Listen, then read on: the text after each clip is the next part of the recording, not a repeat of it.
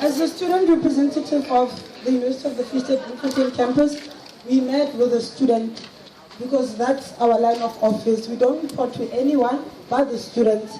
We are here because of the student and we represent them. So we met with the student and then the students gave us a mandate, the demands that they would like and what they've seen happening on campus. So we drafted a memorandum and we are very clear and resolute on our issues. So what basically going to happen is that the president will read the memorandum and then we give him the Rectorate 24 hours to respond to our demands.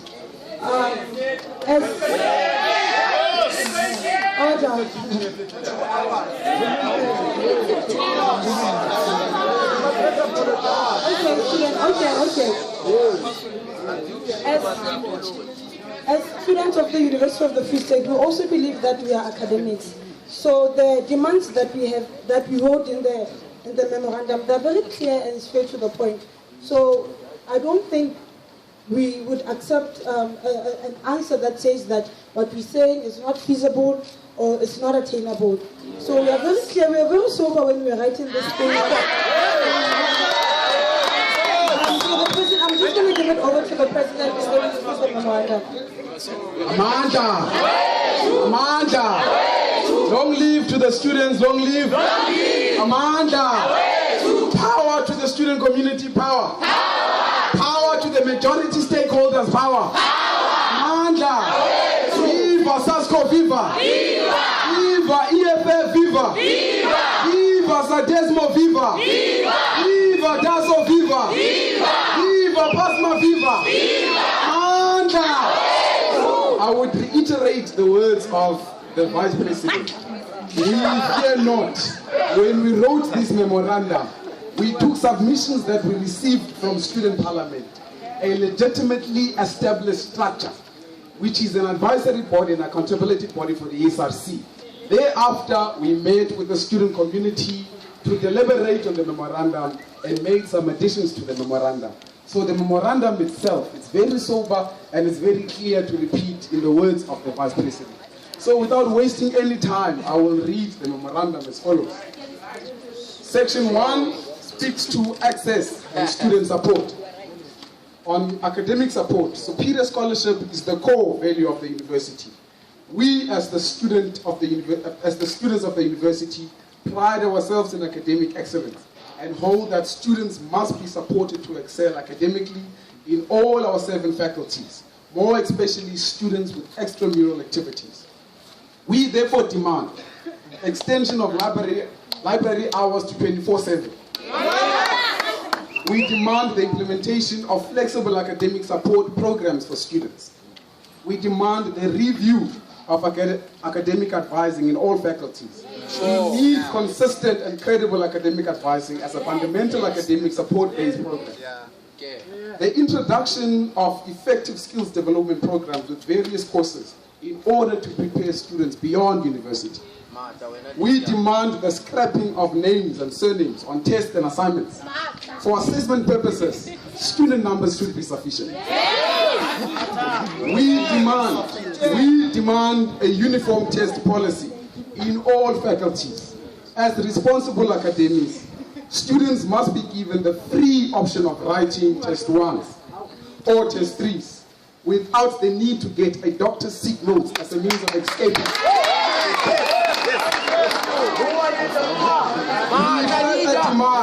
We further demand UFS 101 to be free.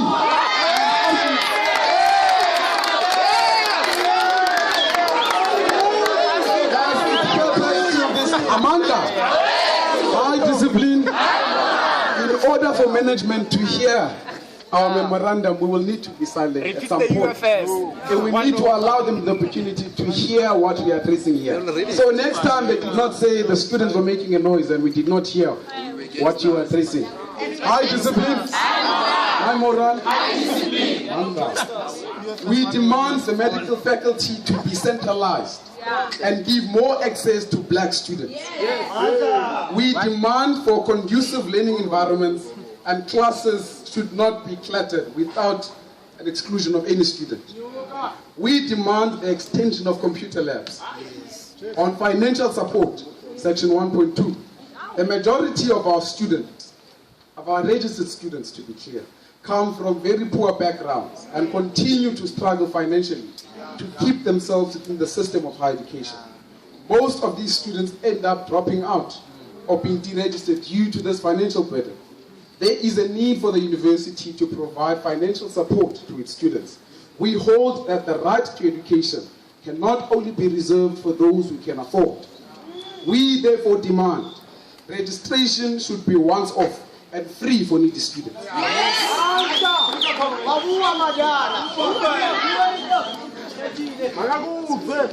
We demand there should be no deregistration of students who qualify on academic merits to continue with their studies. We demand that historical debts and outstanding fees should not be used as a means to disqualify students from re-registering. We demand that the printing of study records by the university or through the university should be free.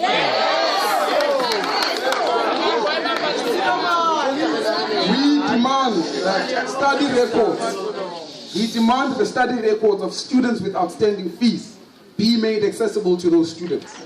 Students must be able to monitor and measure their own academic performance and success.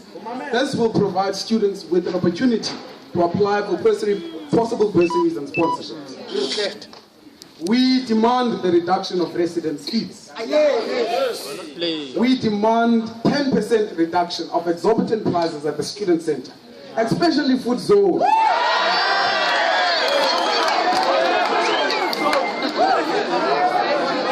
We further demand budget transparencies of all sectors of the university should be made available to the students.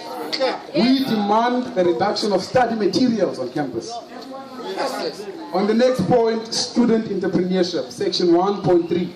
The university must offer support programs to develop and promote student entrepreneurship.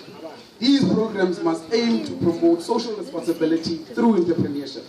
We therefore demand that students have a permanent business hub at the bridge to offer or sell their different goods and services to other students and staff members. Students must be allowed to register as vendors and the university to support and use these students as student vendors. Section 1.4, health support. The burden of high fees that is placed on students in order to attain and make use of health services is quite disturbing. Also noted is the insufficient number of psychologists available. This is fundamental, and this is a fundamental problem, mainly because students are told to wait in lines and deal with their repressive states and emotions. We therefore demand the employment of more psychologists, effective psychologists. We further demand to have we further demand to have free access to health support services from the university. An alternative to the current status quo is for the university to establish a health clinic free of charge through which postgrad medicine students can use the platform to gain experience and accreditation of their work. Another alternative is to use government doctors to offer free academic services to students.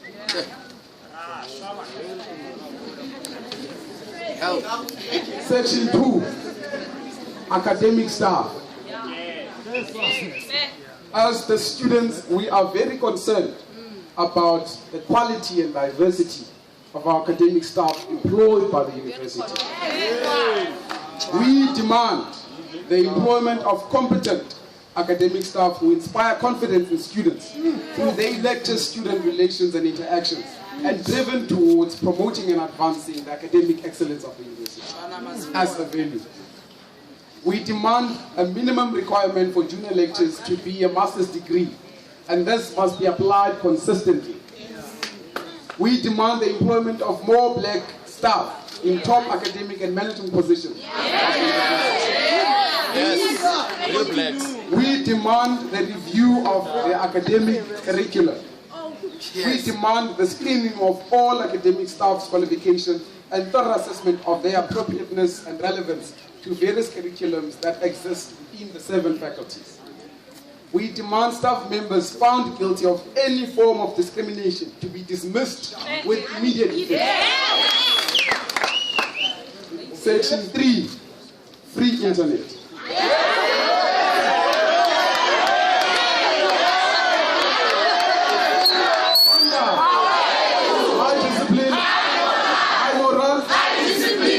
Internet as an essential tool of learning and academic support service must be available to students without cost or limit. The current capping of internet is not sufficient as a research and academic support service. We demand free access to unlimited Wi-Fi. We suggest that the EduLoan model be looked into, as it is understood we are under the wireless network service. Section 4, residence life. Holiday accommodation. Our on-campus residences largely accommodate students who stay far from home. Most of them are expected to continue with their tests directly after the holidays. The inconvenience caused by moving in and out of residences, especially during short holidays, is quite concerning.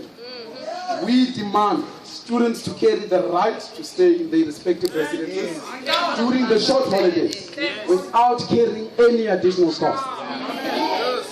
We demand safe, lockable storage spaces to be provided for students during long holidays. It's a very clear document. It's a document of 7 pages. So you will have to be very patient. Section 4.2, the placement policy. In support of the Human Project as a core value of the university, we call for an integrated campus that will demonstrate in everyday practice the value of human togetherness across our social divides.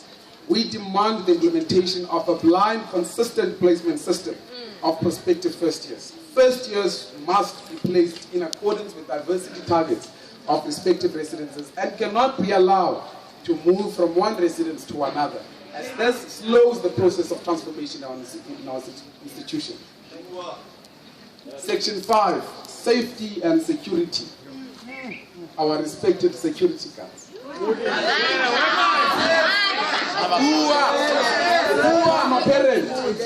It has become apparent that safety and security on and off campus are not at a desirable state or standard. And then the issue is with regards to the competency of security guards employed by the university. We demand to have competent and skilled guards equipped with the necessary equipment to protect students from violence and effectively respond to calls of crime around campus. Visibility alone without the necessary skills and tools of policy is not enough. 5.2, the shuttle service. Commuter students continue to struggle and suffer with transport services to get to or from the campus. This has imposed a very serious state of danger, as most have to walk long distances from campus and some have to walk late at night from classes or library. We demand an availability of a sustainable shuttle service funded from the campus levy that off-campus students are already paying without knowledge of what exactly they are paying for. We demand an availability of a shuttle service for nursing students. Section 6, the institutional symbol. Hashtag stay must fall. Institutional symbols give a particular identity to the institution and further makes a representation of certain values depending on the reasons why certain statues, like the one of C.R. Swart, was erected. The values of our country have changed significantly since 1994 through the then enacted Constitution of the Republic of South Africa. South Africa's society is based on the values of democracy, freedom and equality.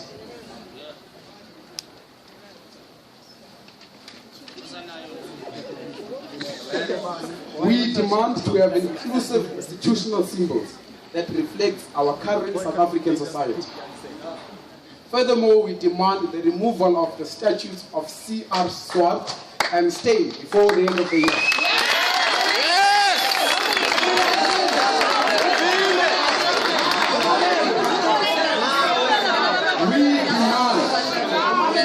Amanda, high discipline, high moral. We demand the renaming of the law faculty. And most buildings that still give the idea that the institution is an exclusively white Afrikaner institution. Section 7, insourcing of workers. Yes. We can no longer watch the exploitation of our own mothers and fathers prevailing within the institution. Subjected to difficult working conditions, they are still paid peanuts and cannot sustain their own families. We demand the university to cut off its relationships with outsourcers as they continue to collectively enslave the workers. The university must insource workers and employ them in conducive working environments with a minimum salary of 4,000 and a maximum salary calculated in accordance with their living expenses only. And benefits.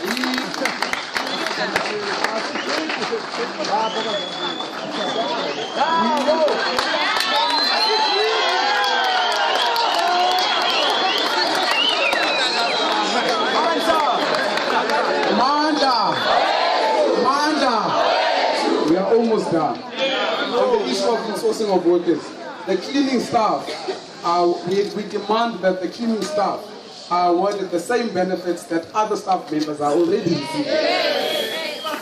Section 8, student community.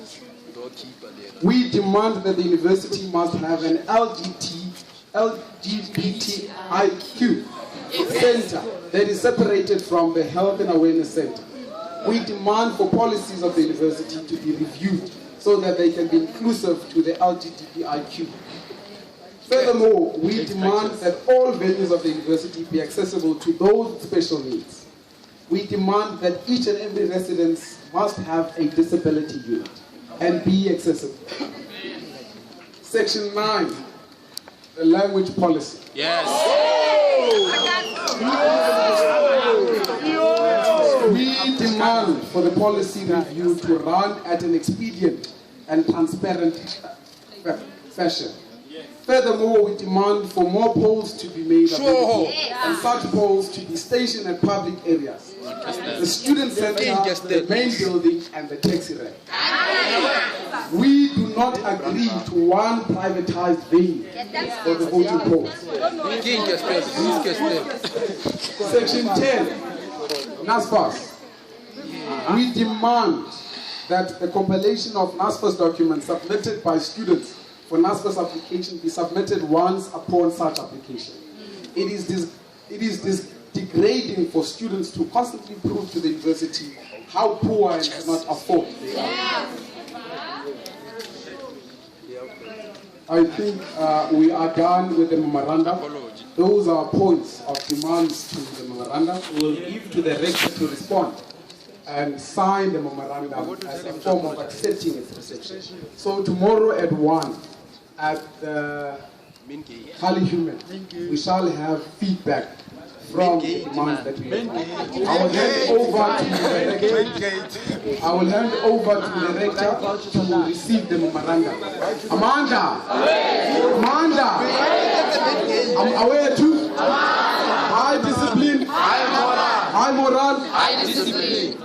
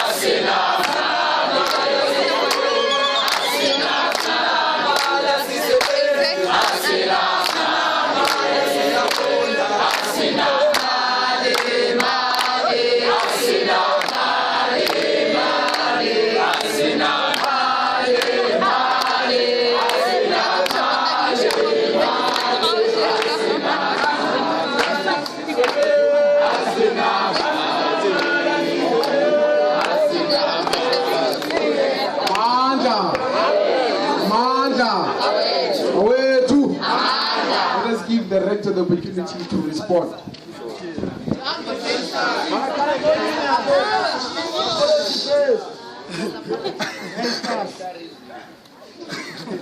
Thank you very much.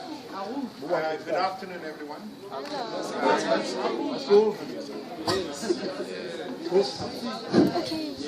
Good afternoon, everyone. First of all, thank you very much for being here. I also want to thank the President and the Vice President of the SRC for the discipline and for the commitment shown in the march today, but also to all the students of this university for the discipline and commitment shown last week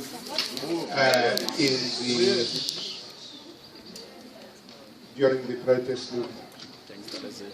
It is very, very clear that we have a national movement around an issue that is important to students across the country at all the 26 public universities, and an issue which is important to many academics, to many staff.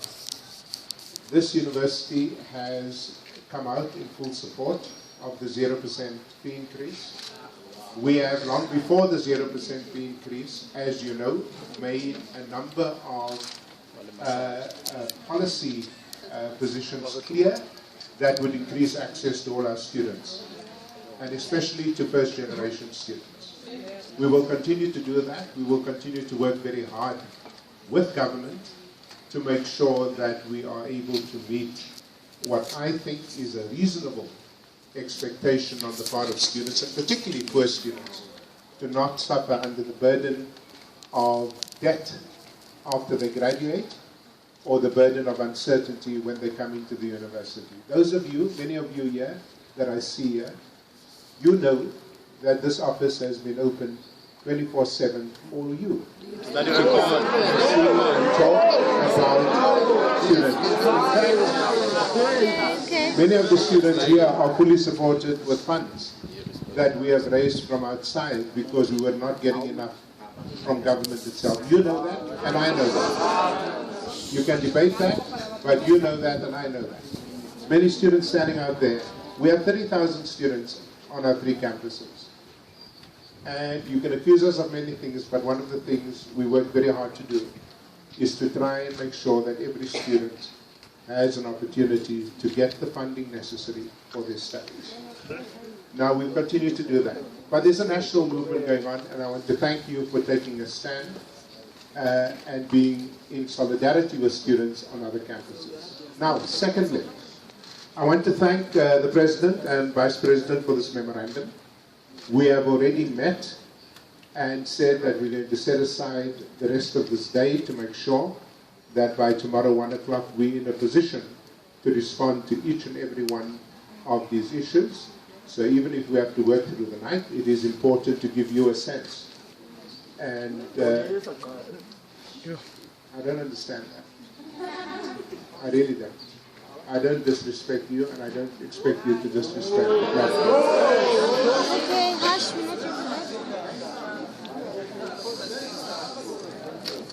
And so tomorrow at 1 o'clock, you will get a full response, which I will print out as well, so that the President has that to discuss with the SRC and the student associations. And so you would have that response ready tomorrow. So, having said that, I will see you tomorrow at 1 o'clock, and we will then hand over to you the full response. Nothing I've heard so far in the reading of the memorandum sounds to me to be unreasonable. As always with our student leaders, the demands that they make, to a large extent, corresponds with our commitment to you. So give us a chance to work through this tonight, and we will then respond in full tomorrow.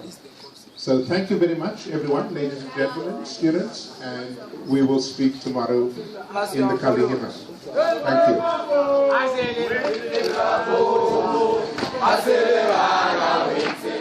I'm not quite sure. The President explained to me that some of you felt that the article that I wrote, referring to a disruptive minority within the national student movement, was that you felt slighted by that. Now, I just want to say to you two things. In addition to being a rector of the university, I'm also a public thinker and writer, as you know, and I make assessments of things based on what I believe to be true. I have said, if those of you who read the article and not the headline, because I don't choose my headlines, the headlines are chosen by sub-editors. If you read the article carefully, and you will see that there is over and over a recognition of the legitimacy of student protest, and that the majority of the students in our country are in fact peacefully demonstrating, arguing, contesting issues that are legitimate. You know that, that's what I wrote. It is also true, ladies and gentlemen, students, that there's a minority of students in our country who don't play by those rules of high morality and high discipline. And in my conscience as a scholar, as a thinker, I have to say that. You can't ask me to apologize for something that I did not do. Okay?